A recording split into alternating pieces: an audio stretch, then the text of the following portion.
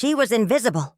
That's what people saw when Isabella walked through the glass doors of Sterling Towers every morning at 5 a.m. Just another cleaner in a blue uniform, carrying a mop and a bucket, her head slightly bowed as she made her way to the service elevator. But Isabella didn't mind being invisible.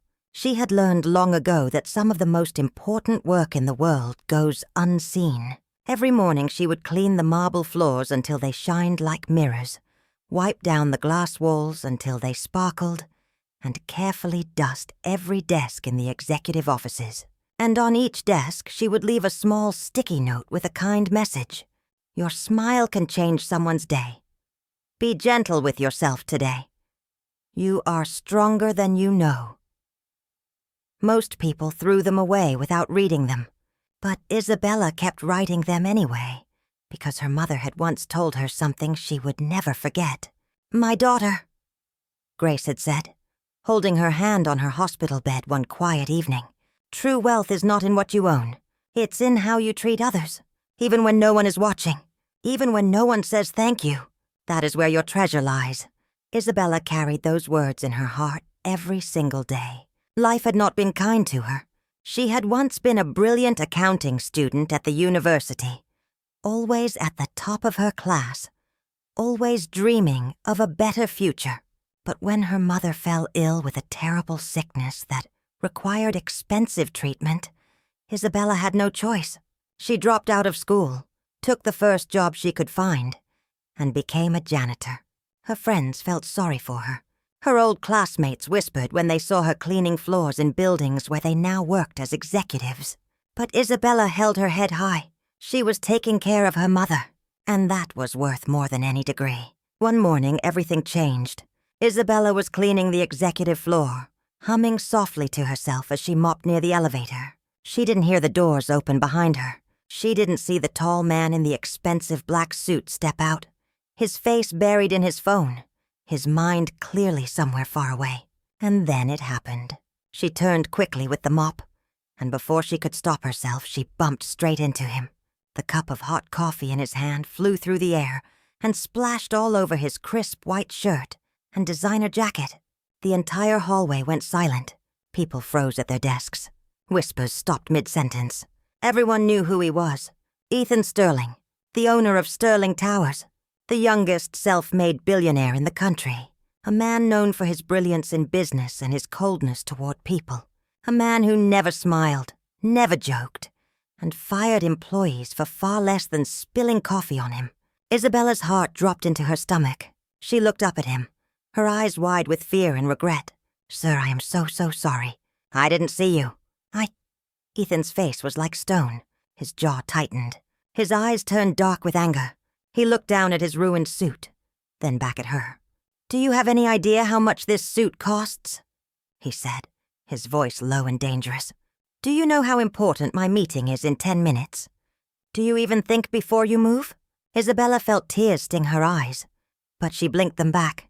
She clasped her hands together and bowed her head. I'm truly sorry, sir. Please forgive me. I hope your day gets better.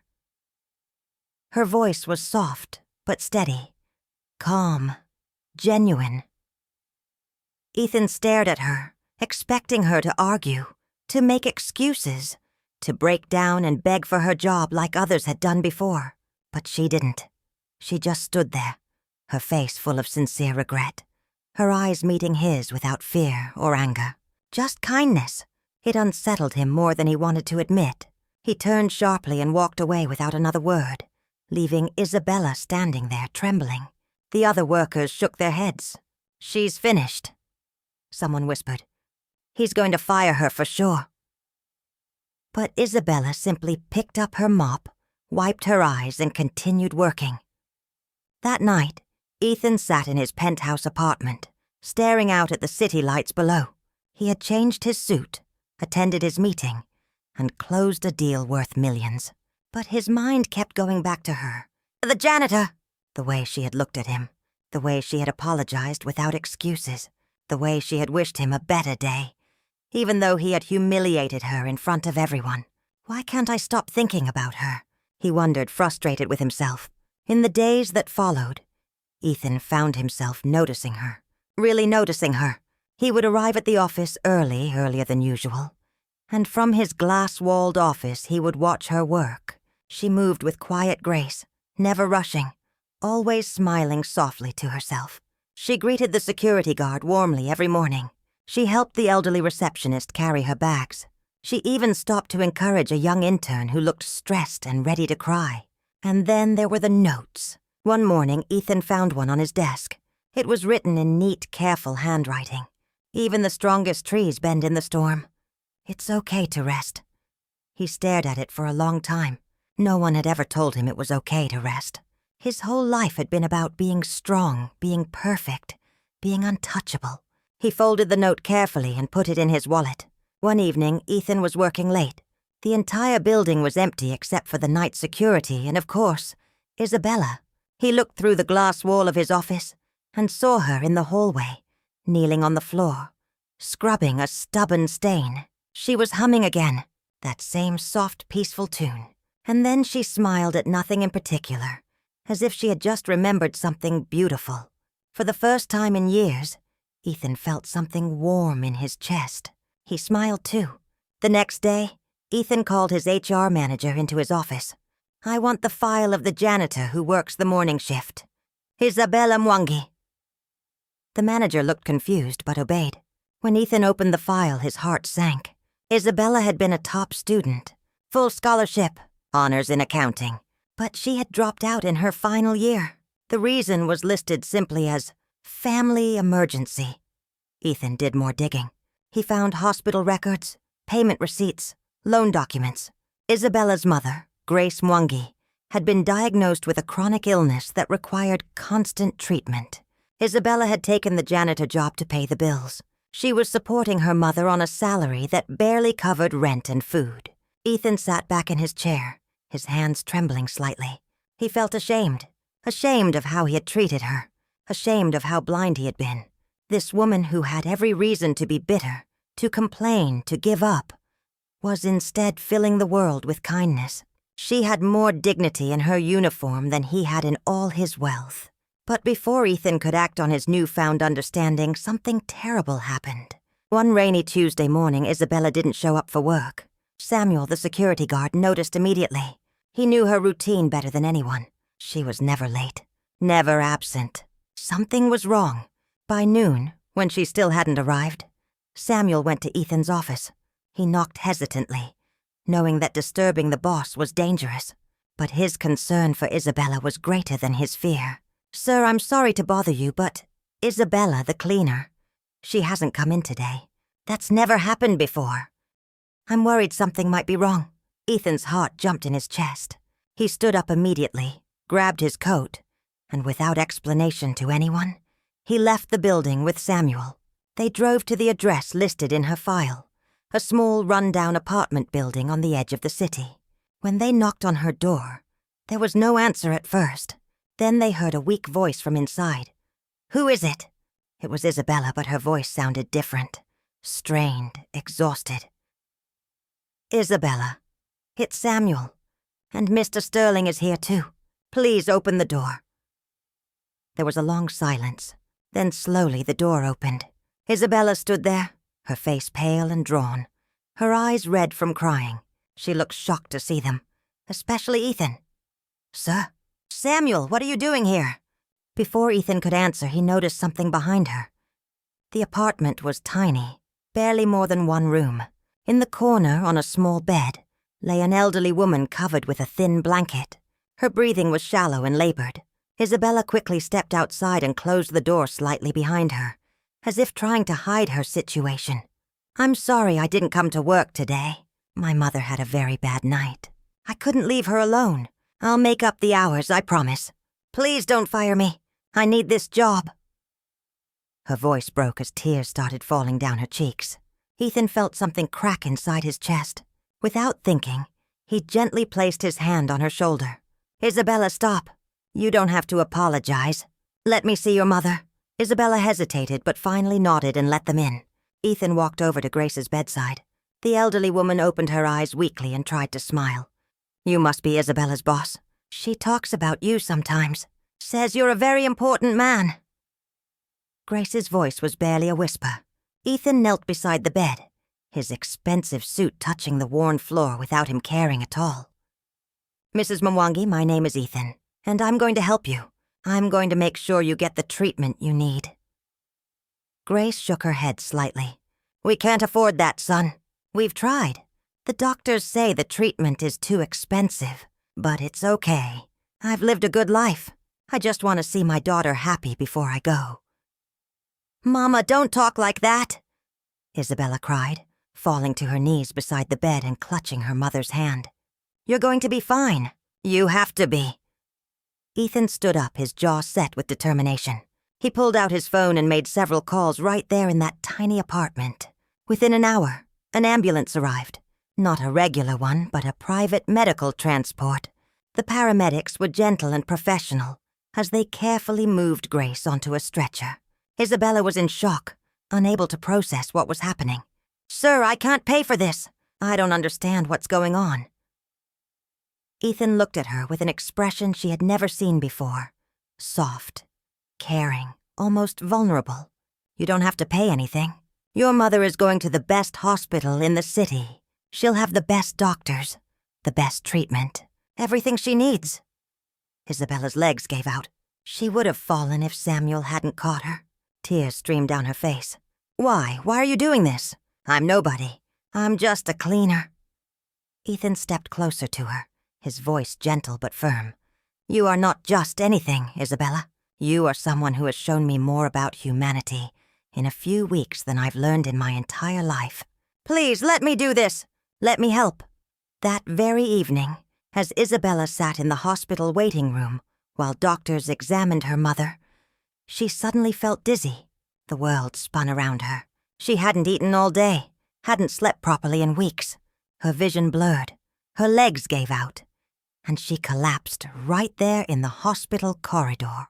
When she opened her eyes, she was in a hospital bed, and sitting beside her, his face full of concern, was Ethan Sterling. "Sir?" she whispered in confusion. What happened to me?" Ethan leaned forward, his voice filled with worry. "You fainted. The doctor said you're exhausted and malnourished. Isabella, when was the last time you ate a proper meal?" Tears filled her eyes. She turned her face away, embarrassed. "I'm fine, sir. I had a long day. My mother. Your mother is in surgery right now. The doctors are confident. She's going to be okay. But Isabella, you have to take care of yourself, too. You can't help her if you collapse." Isabella couldn't hold it in anymore. She broke down completely, sobbing into her hands. All the fear, the exhaustion, the loneliness of the past months came pouring out. And Ethan, this man who never showed emotion, this billionaire who was known for his coldness, did something that shocked even himself. He reached out and held her hand. "You're not alone anymore," he said softly. "I promise you, you're not alone." Over the next few days, while Grace recovered from her surgery, Ethan did something unexpected. He started visiting the hospital every day, not just to check on Grace's progress, but to sit with Isabella, to talk with her, to listen to her stories. Isabella told him about her childhood, about how her mother had worked 3 jobs to send her to university, about how Grace had taught her that kindness was the only currency that truly mattered in life. She told him about the notes she left on desks, and why she did it. "My mother once told me that you never know what battle someone is fighting inside. A small word of encouragement might be the only light someone sees that day. So I write those notes, hoping that maybe, just maybe, someone needs to read those exact words that morning." Ethan listened, truly listened, in a way he had never listened to anyone before. And slowly he began to open up too. He told her about his own childhood, about how he had grown up poor, rejected by his wealthy father who never acknowledged him, about how he had built his empire from nothing, driven by anger and the need to prove everyone wrong. But somewhere along the way, he said quietly, staring at his hands, "I became exactly like him, cold, distant, measuring everything by money and power. I forgot what it felt like to be human." Isabella looked at him with eyes full of compassion, not judgment. "You're human, Ethan. You've always been. You just forgot for a while. But it's not too late. It's never too late to change. That conversation changed something fundamental in Ethan. For the first time in his adult life, he felt seen. Not as a billionaire, not as a boss, not as a business success, but as a person who was hurting, a person who was lonely, a person who had forgotten how to love. When Grace finally woke up fully after her surgery, the doctors declared it a success. The treatment was working. She would need ongoing care, but she was going to live. Isabella wept with joy, holding her mother's hand. Grace looked at her daughter with tears in her own eyes. My beautiful girl, see? God never abandons those who trust in him. Then Grace's eyes moved to Ethan, who was standing quietly by the door. Come here, young man, she said with a weak smile. Ethan approached the bed. Grace reached out and took his hand. Thank you. Thank you for saving my life. But more than that, thank you for seeing my daughter. Really seeing her. She has spent her whole life invisible, taking care of everyone else. It's about time someone took care of her. Ethan's eyes grew misty. He nodded, not trusting himself to speak. Grace squeezed his hand. You're a good man, Ethan Sterling. Don't let the world tell you otherwise. The weeks that followed were transformative. Ethan didn't just help Isabella and her mother. He began to see his entire company, his entire life, differently. He started arriving early to greet the cleaning staff by name. He learned their stories, their struggles, their dreams. He discovered that Marcus, the night janitor, was studying for his engineering degree online. That Maria, who cleaned the cafeteria, was sending money home to support her 3 younger siblings through school. That Samuel, the security guard, had once saved a man's life but never told anyone about it. Ethan realized that his building was full of invisible heroes, people who worked hard, who sacrificed, who showed up every day with dignity, despite being overlooked and undervalued. And so he made changes, real changes. He raised the salaries of all the support staff by 40%. He launched a scholarship program for any employee who wanted to continue their education. He created a hardship fund to help workers facing medical emergencies or family crises. The other executives thought he had gone mad. You're a businessman, not a charity, one board member said coldly. This is going to hurt our bottom line. Ethan stood up at that meeting and said something he had never said before. If treating people with dignity hurts our bottom line, then we need a better bottom line. These people are the backbone of this company. Without them, none of us would have clean offices to work in, safe buildings to walk through, or functioning systems to rely on. They deserve our respect, not our indifference. The room fell silent.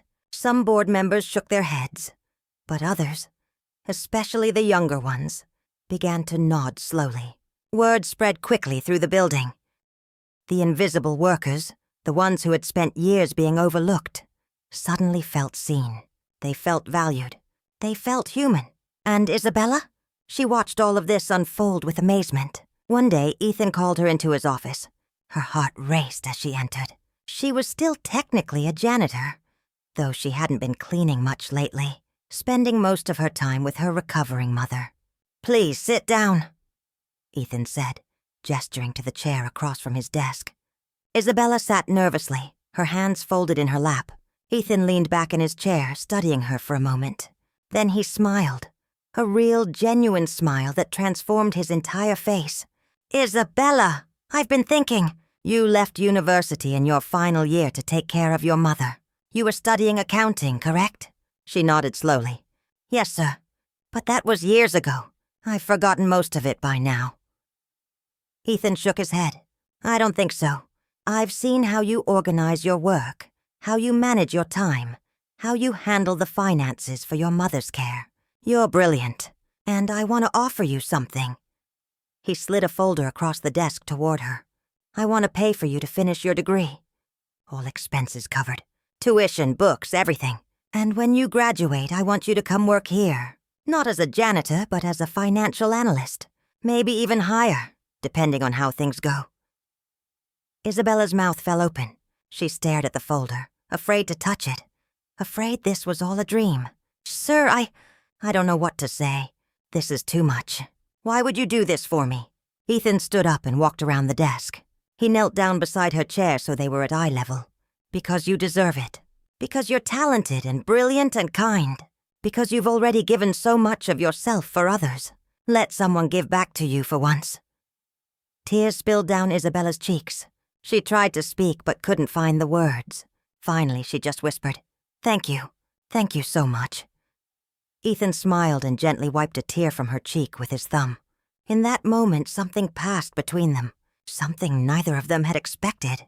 Something that felt like the beginning of something beautiful. Over the next few months, Isabella enrolled back in university. It was hard, balancing her studies with caring for her mother and adjusting to this new chapter of her life. But Ethan was there every step of the way, not just as a benefactor, but as a friend. And then, slowly, as something more.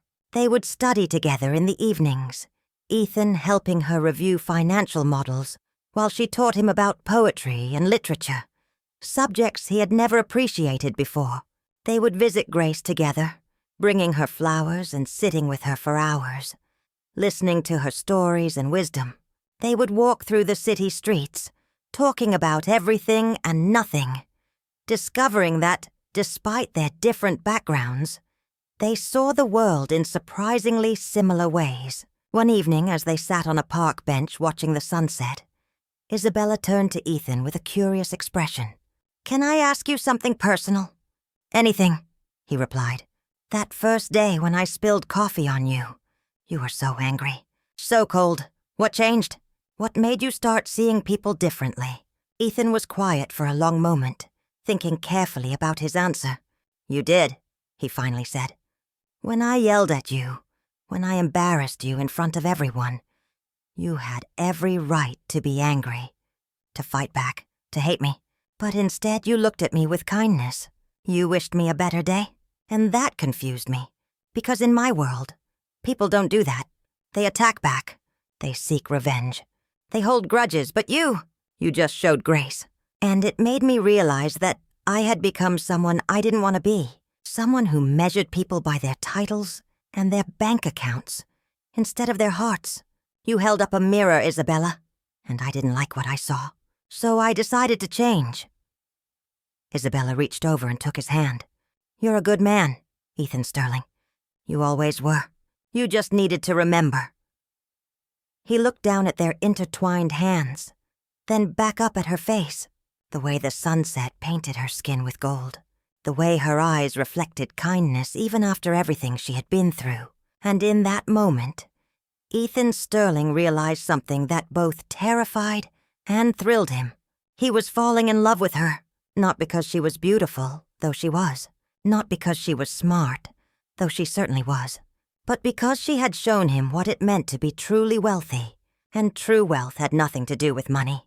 It had everything to do with how you treated people when you had nothing to gain from it. 1 year later, on a quiet Sunday morning, Ethan asked Isabella to meet him at Sterling Towers. The building was empty. Just the two of them. He led her to the very spot in the lobby where she had once spilled coffee on him, where their story had begun. And there, in front of the same marble floors she had once cleaned on her hands and knees, Ethan knelt down. Isabella's hands flew to her mouth. Her eyes filled with tears. "Isabella Mwangi," Ethan said, his voice steady but full of emotion. He pulled out a small velvet box and opened it, revealing a simple but beautiful ring. "You cleaned my office every day for months, but it was my heart you truly made spotless. You taught me that love is not about power or wealth or status. It's about seeing the beauty in others, even when the world refuses to. It's about showing grace when others show judgment. It's about being kind when kindness costs you something. You are the most extraordinary person I have ever met. Not because of what you have, but because of who you are. Will you marry me?" Isabella nodded through her tears, unable to speak. "Yes," she finally whispered. "Yes, 1,000 times, yes."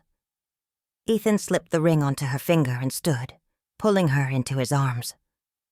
They held each other in that empty lobby, the same place where their worlds had collided one ordinary morning that turned out to be the most important morning of both their lives. They married 6 months later in a simple, beautiful ceremony. Grace Mwangi, now healthy and strong thanks to her continued treatment, sat in the front row, weeping with joy. She had prayed for this moment for years, had asked God to send someone who would truly see her daughter's worth. And God had answered in the most unexpected way. Samuel, the security guard who had always looked out for Isabella like a protective older brother, walked her down the aisle. His chest was puffed with pride, his eyes misty with emotion. Even Tara, the receptionist who had once mocked Isabella and called her just a cleaner behind her back, came to the wedding. Before the ceremony began, she pulled Isabella aside, her face full of genuine remorse. "Isabella, I need to apologize. I was cruel to you. I looked down on you because of your job, never seeing the person you were. You showed me that dignity has nothing to do with position. I'm so sorry, and I'm so happy for you." Isabella hugged her tightly. "We all make mistakes, Tara. What matters is that we learn from them. Thank you for coming." The wedding was filled with people from all walks of life, executives and janitors, doctors and security guards, the wealthy and the struggling, all gathered together to celebrate a love that had broken down the walls of class and status. As Isabella and Ethan stood together, hand in hand, speaking their vows, everyone in that room knew they were witnessing something rare and precious. True love, the kind built not on attraction alone, but on mutual respect, on shared values, on the recognition that every human being, regardless of their position in life, carries infinite worth. When the pastor pronounced them husband and wife, the room erupted in applause. Ethan pulled Isabella close and kissed her, and in that kiss was every emotion they had felt over the past year. Gratitude, joy, hope, love, pure, unconditional love. 2 years later, Isabella launched the Kind Hearts Foundation, an organization dedicated to helping low-income workers continue their education and support their families. The foundation provided scholarships, emergency financial assistance, mentorship programs, and job training. Ethan stood proudly beside her at the launch event, no longer the cold billionaire the world had once feared, but a man transformed by love. A man who had learned that true success wasn't measured by the size of your bank account, but by the number of lives you touched with kindness. Isabella never forgot where she came from.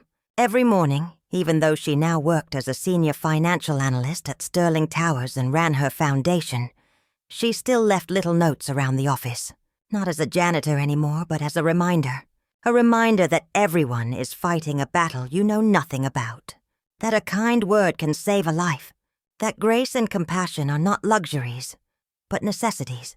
Grace Mwangi lived to see her daughter happy, to hold her first grandchild, to watch the ripple effects of the values she had instilled spread far beyond what she ever imagined. On her deathbed many years later, she held Isabella's hand and Ethan's hand and whispered with her final breaths, "You two showed the world what love really means. Not the love in movies or songs, but real love, the kind that sees beyond the surface, the kind that lifts people up instead of looking down on them, the kind that changes the world one heart at a time. I'm so proud of you both." And then she closed her eyes peacefully, knowing her life had mattered, that her teachings had taken root, that her daughter would carry on the legacy of kindness. Moral lesson: this story teaches us that your position in life does not define your worth. A janitor with a kind heart is greater than a billionaire with a cold one. Love does not see status, wealth, or power. It sees the soul. And when you treat others with dignity and compassion, even when no one is watching, even when there's nothing to gain, the universe has a way of bringing that love back to you 100 times over. Never look down on anyone because of their job or their situation. You never know what battles they're fighting. You never know what sacrifices they've made. And you never know how one act of kindness might change the entire direction of your life. Remember that the people you pass by without noticing, the ones who clean your floors, guard your buildings, serve your food, they are not invisible. They are human beings with dreams, with stories, with hearts that feel just as deeply as yours. See them, acknowledge them, thank them, Because the measure of a society is not in how it treats its most powerful, but in how it treats its most vulnerable. And the measure of a person is not in what they have, but in what they give when they have nothing left to give. To my lovely viewers, what part of this story touched you the most? Do you believe kindness can truly change a person's heart? Have you ever been overlooked or invisible? And how did it feel when someone finally saw you? Please share your thoughts in the comment section. I would love to read from you. I also have another very interesting story coming in a few days. A story about faith, perseverance, and the power of forgiveness. So please subscribe to my channel and turn on the notification bell, so you'll be notified immediately I upload it. If you enjoyed this story, don't forget to hit the like button and share it with your friends. Thank you so much for watching and supporting. God bless you all and see you in the next story.